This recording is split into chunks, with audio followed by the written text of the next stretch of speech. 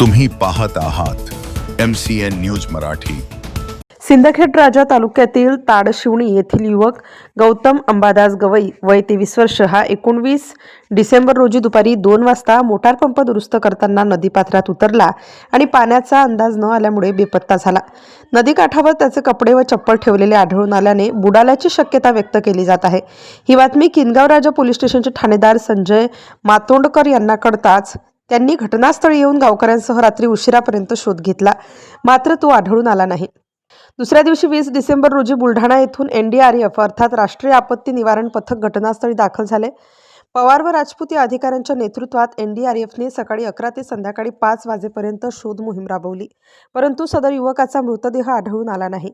पाण्याचा प्रवाह व खोली अधिक असल्यामुळे शोधकार्यास अडचणी येत असून 30 तासांहून अधिक काळ लोटूनही युवकाचा पत्ता लागलेला नसून संपूर्ण गावात हळहळ व चिंता व्यक्त करण्यात येत आहे। MCN न्यूज मराठीकरिता रघुनाथ आघाव, लोणार।